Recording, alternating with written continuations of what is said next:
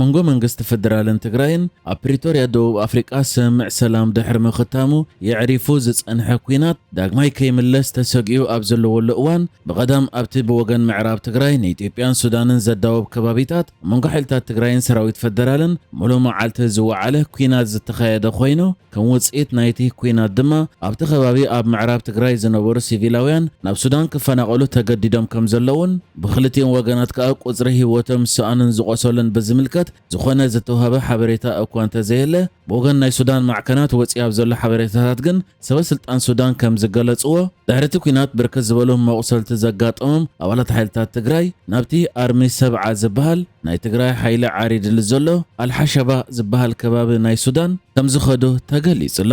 ምክትል ኣቦ ወንበር ሕወሓትን ሓደ ካብ ላዕለዎት ሰበስልጣን ሕወሓትን ዝኾነ ኣማኑኤል ኣሰፋ ንማዕከን ዜና ኣጃንስ ፍራንስ ፕረስ ኣብ ዝሃቦ ሓበሬታ እቲ ዝነበረ ኩናት ኣብ ሸረሪና ኣብ ምዕራብ ትግራይ ንግሆ ሰዓት 6 ከም ዝጀመረን ክሳብ ሰዓት 5 ድሕሪ ቀትሪ ከዓ ሙሉእ መዓልቲ ከም ዝቐጸለን ድሕሪ ምግላጽ ኣብዚ እዋን ግን ኩነታት ሃዲኡ እቲ ኩናት ይዕሪፉ ከም ዘሎ ሓቢሩ።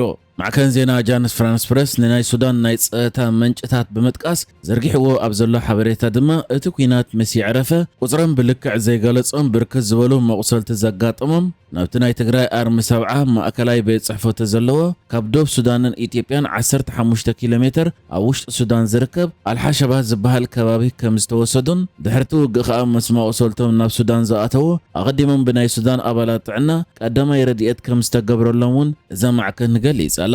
ኣብቲ ደቡባዊ ከባቢታት ዝቕመጡ ዜጋታት ሱዳን ሂቦሞ ኣብ ዘለዉ ናይ ዓይኒ ምስክርነት ከዓ ንኣብነት ካብቲ ውግእ ዝተገብረሉ ከባቢ 40 ኪሎ ሜትር ርሒቖም ዘለዉ ዜጋታት ከቢድ ምፍንጃር ከም ዝሰምዑ ክገልጹ እንከለዉ ንግሆ 3 ከቢድ ምፍንጃር ሰሚዕና እዮም ኢሎም። ካሊእ ኣሕመዳይት ኣብ ዝበሃል ኣብቲ ዶብ ዝርከብ ከባቢ ዝነብሩ ሱዳናውያን ድማ ሙሉእ መዓልቲ ድምፂ ተኹሲ ክሰምዑ ከም ዝወዓሉ ክገልጹ እንከለዉ ብወገን ደቡባዊ ምዕራብ ድማ ነፈርቲ ክበራ ከም ዝረኣዩ ገሊጾም።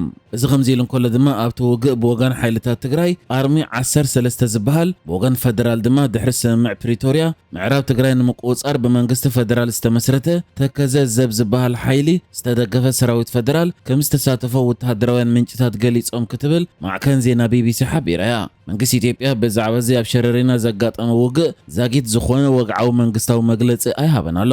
ሸረሪና ዝበሃል ከባቢ ብወገን ምዕራብ ትግራይ ንኢትዮጵያን ሱዳንን ዘዳውብ ኣብ ከባቢታት ኡምራኩባ ዝርከብ ከባቢታት ኮይኑ ኣብ መሬት ሱዳን ከዓ እቲ ብኣርሚ ሰብዓ ዝፍለጥ ሓይሊ ምክልኻል ትግራይ ድሕሪ ናይ 2020 ኩናት ትግራይ ኣብቲ ከባቢ ክንቀሳቐስ ምጽንሑ ዝፍለጥ እዩ። ይኹን እምበር እቲ ኣብዚ ውግእ ተሳቲፉ ዝበሃል ዘሎ ኣርሚ 13 ዝበሃል ናይ ሓይልታት ምክልኻል ትግራይ ብኸመይን መዓስን ኣብቲ ከባቢ ክዓርድ ክኢሉ ዝፍለጥ ነገር ከም ዘየለ ተገሊጹሎ። ኣብቲ ናይ ውግእ ቀዳም ሓይልታት ፈደራል ከቢድ ኣጽዋር ከም ዝተጠቀሙን ክልተ መጥቃዕትታት ድሮን ከም ዘካየዱን እውን ሰበስልጣን ትግራይ ዝሃብዎ መግለጺ ሓቢሩ እዩ።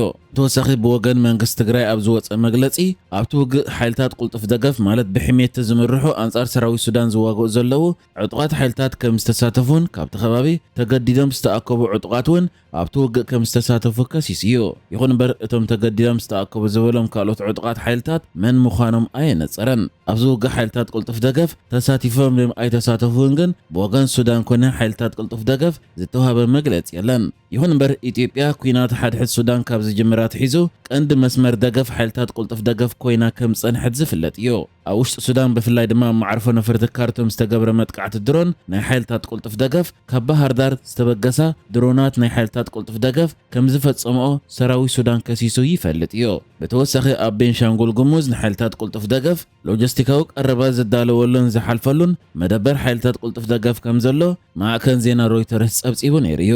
ነዚ ሓደ መዓልቲ ቀጺሉ ዘቋረጸ ኩናት ብዝምልከት ወላውን ብመንግስቲ ፈደራል ዕላዊ መግለጺ እንተዘይወፀ ኣብ መንግስቲ ፈደራል ኣብዚ እዋን ላዕለዋይ ስልጣን ሒዞም ዘለዉ ተወለድቲ ክልል ትግራይ ዝኾኑ መኻሪ ኣብይ ኣሕመድ ኣብ ጉዳያት ምብራቕ ኣፍሪቃ ጌታቸው ረዳን ሚኒስተር ምክልኻል ዝነበረ ሕጂ ድማ ሚኒስተር መስኖን ልምዓትን ቆላታትን ዘሎ ዶክተር ኣብርሃም በላይ በብወገኖም ብመንገዲ ኤክስ ወይ ናይ ቅድም ትዊተር ጽሑፍ ዘርጊሖም እዮም። ኣብርሃም በላይ መሪሕነት ሕወሓት ንህዝቢ ትግራይ ናይ ብዘይብሩህ ዕላማ ዘለዎ ሓድሽ ኩናት ይደፍኦ ኣሎ ክብል እንከሎ ጌታቸው ረዳ ድማ ንኣዘዝቲ ሓይልታት ምክልኻል ትግራይ ነቶም ብስም ዝጠቐሶም መራሕቲ ከይስዕብዎም ዝእምት መልእኽቲ የሕሊፉ። ደብረጽዮንን ፈትለን ናብ ስልጣን 4 ኪሎ ንምምላስ ኣብ መንግስቲ ኤርትራን ኣብ ዕጡቓት ፋኖ ኣምሓራን ይምርኮሱ ኣለዎ ክብል እውን ክሲ ከቕርብ ተራእይሎ። ኣብ ቀይሕ ባሕሪ ኣጋጢሙ ብሰንኪ ዘሎ ኩነታት መጓዓዝያ ነዳዲ ሃገራት ማእከላይ ምብራቕ ኣብ ዝኸፍአ ስግኣት ወዲቖ ከም ዘሎ ተገሊጹ። ኣብ ጎኒ መጻወቢ ሆርሙዝ ኣብቲ ዞባ ካልኣይ ኣገዳሲ መስመር ንግዲ ዝኾነ መስመር ቀይሕ ባሕሪ ገዳይ ተኸታታሊ መጥቃዕትታት ድሕሪ ምዃኑ ኣብ ማእከላይ ምብራቕ ዝርከባ ሃገራት ኣብ ልዕሊ መጓዓዝያ ነዳዲአን ዘንጸላሉ ዘሎ ስግኣት ካብ ምጅማር ውግእ ኢራን ንድሓር ኣብ ዝኸፍአ ደረጃ በፂሑ ከም ዘሎ ክኢላታት ሓቢሮም። እዚ መጠንቀቕታ ዝወፅእ ዘሎ ኢራን ንመጻወቢ ሆርሙዝ ድሕሪ ምዕፃዋ ሃገራት ማእከላይ ምብራቕ ዘጓዓዝኦ ነዳዲ ብመንገዲ ቀይሕ ባሕሪ ከሰጋግራ ድሕሪ ምጅማረን ተኸታታሊ መጥቃዕትታት ኣብ ቀይሕ ባሕሪ ድሕሪ ምስዓብ እዩ። ኢራን ምስ ኣሜሪካ ብዛዕባ ዳግም ምኽፋት እቲ መጻወቢ ትዘራረብ ከም ዘላ ዶናልድ ትራምፕን ተዛረቦ ዝነፀገት ኮይና ንድሕነት እቲ መስመር ብዝምልከት ግና ምስ ዑማን ትዛተ ከም ዘላ ገሊጻ እያ። ይኹን እምበር ኣብ ቀይሕ ባሕሪ ብዝፍጸም ዘሎ መጥቃዕትታት ነዳዲ ካብን ናብን ዘንቀሳቕሳ ሃገራት ማእከላይ ምብራቕ ወይ ድማ ኣታዊአን ኣብ ነዳዲ ዝምርኮስ ብኸቢድ ይጽልዋ ከም ዘለዋን እቲ ኩነታት ከዓ ናብ ዝኸፍአ ደረጃ የምርሕ ምህላውን ተሰጊኡ ኣሎ።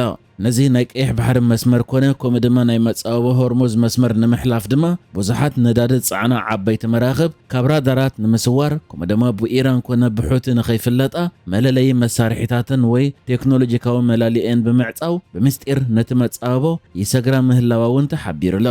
ብኢራን ዝድገፉ ዕጡቓት ሕቲ ካብ 20 ሓምለ ጀሚሮም ኣብ ወደባት ስዑድ ዓረብ ኣብ ቀይሕ ባሕሪ ከበባ ከም ዝገበሩ ዝግለጹ ኮይኖም ትካል ንግዳዊ ምንቅስቓስ ባሕሪ ዓዲ እንግሊዝ እውን ኣብ ዝሓለፈ ሰሙን ኣብ ልዕሊ መራኽብ መጥቃዕቲ ከም ዝተፈጸመ ጸብጺቡ እዩ።